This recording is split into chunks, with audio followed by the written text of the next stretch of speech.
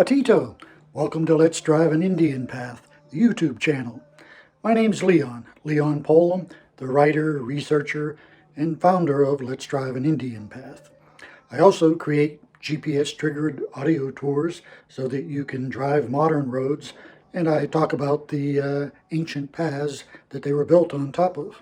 I tell stories about what happened along those paths 250 years ago, 2,500 years ago. I tell you about the people that lived along them, their ways, and about the colonists who followed them. Research that I did along one of those tours has led to the reburial of ancient ones who were removed from the McKees Rocks Indian Mound. This post deals with something that non-natives think is fun: Bigfoot. Apparently, we are more likely to encounter a Bigfoot, a Sasquatch, on this trail today than we are a Native American. That's if you believe what you see on the internet, on the social networks. I wouldn't, but what's the harm? We've been traveling the Raystown Path. You know it by another name. You know it as the Pennsylvania Turnpike.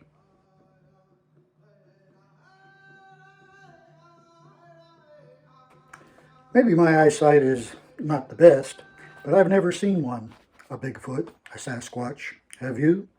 If you have, or if you haven't, let me know in the comments section. Excuse me, I should have eaten before I left civilization.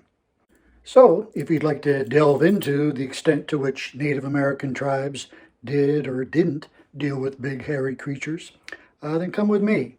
Let's drive an Indian path.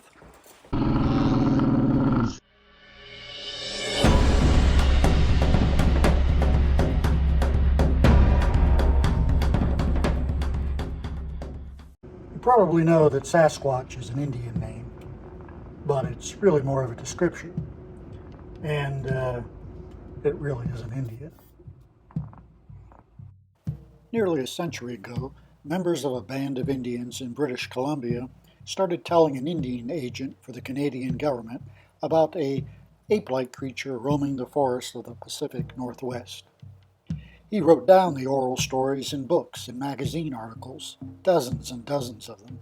Of course, his stories have non-native twists and non-native perspectives, including its name. He spelled it as Sasquatch.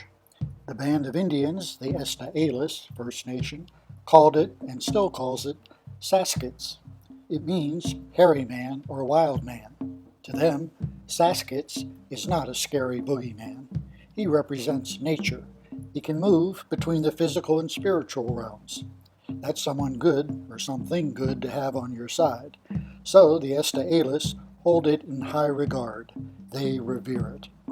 Other tribes, mostly in forests bordering the Pacific, have told stories of similar creatures.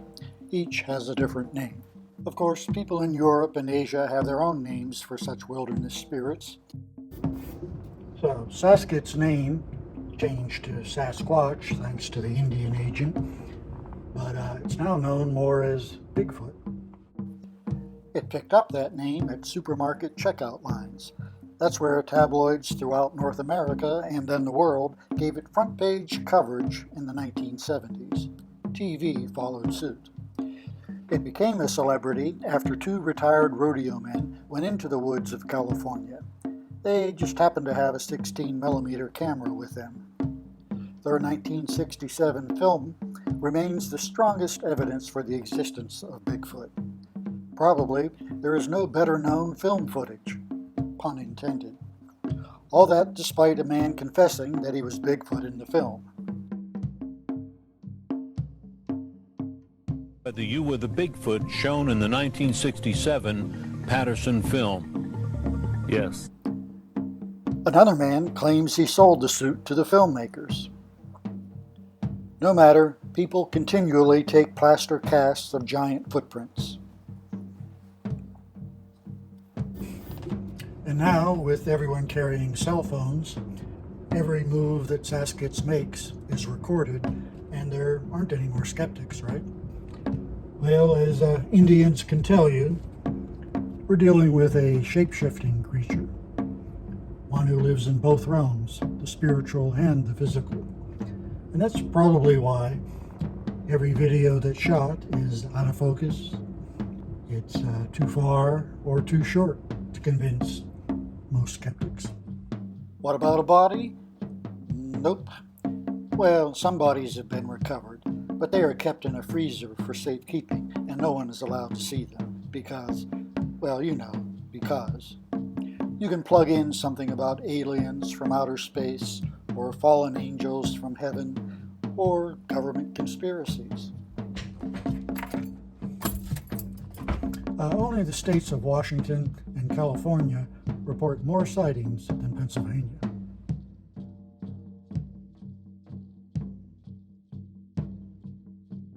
People who count such things say that southwestern Pennsylvania has become a hotspot for Bigfoot sightings over the past 20 years or so.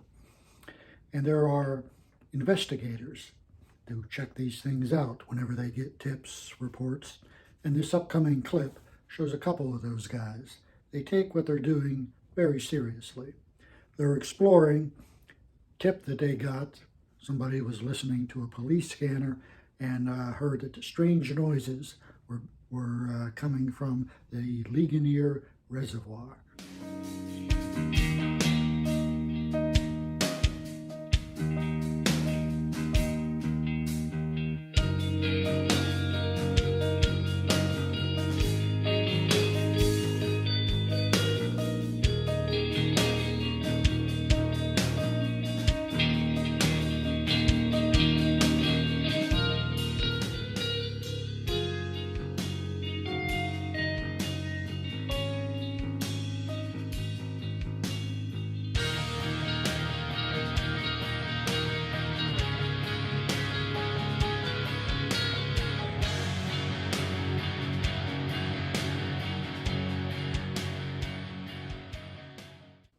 The second clip makes fun of the serious nature of Sasquatch hunters. He does it in a way that I like. He doesn't crack a smile the entire time.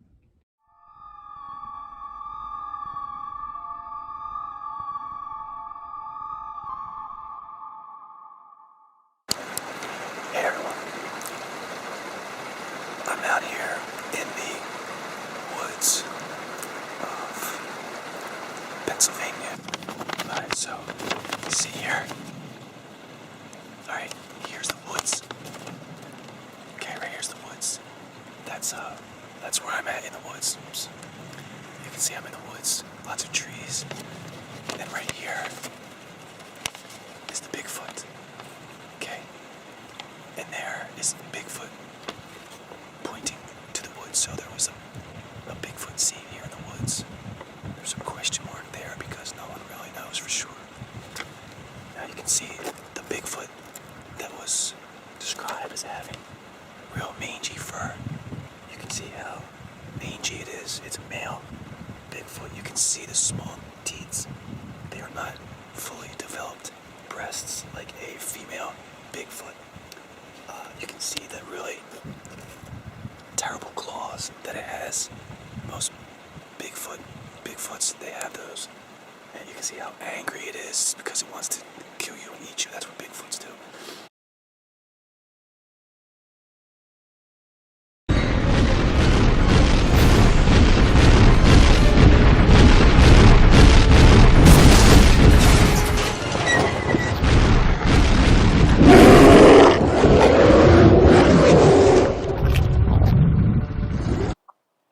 Sasquatch, as I said, has its origins in the forests of British Columbia in the Pacific Northwest. The name Bigfoot does have connections to Indians here.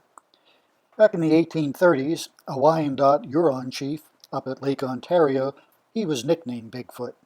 He and his 5 brothers were all well over 6 feet tall and exceedingly strong.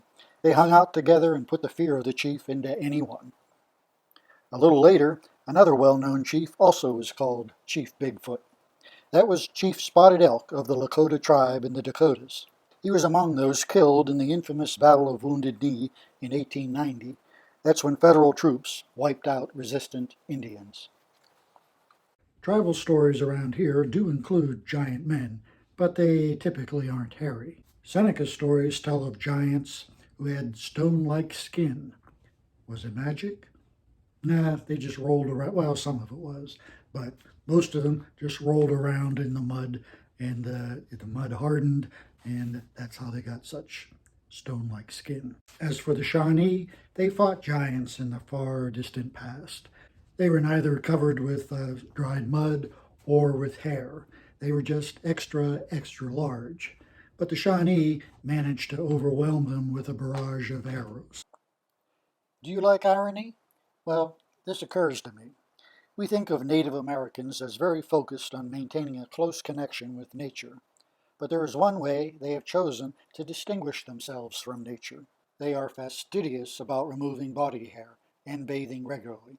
They have been from time immemorial. Sasquatch, as I told you, means wild man or hairy man. Being hairy and being wild are synonymous to Indians. They revere Sasquatch's wildness, but they don't want to be him. Then Vikings and Basque whalers and fishermen showed up. They were very hairy and smelly after months at sea. They probably were not models of cleanliness before they boarded the ships. This was well before Columbus in 1492. You know where the Vikings came from. The Basques live in a region since taken over by Spain and France.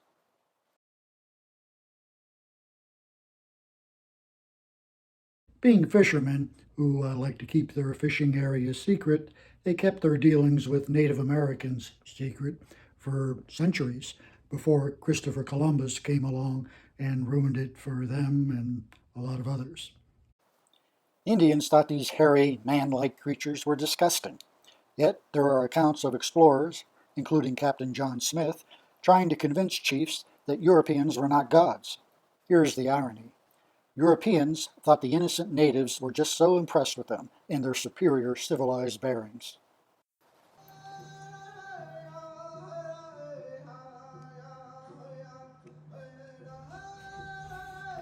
Now that you know a little bit more about Sasquatch, can you understand why Native Americans would think of Europeans as being godlike as they held their noses?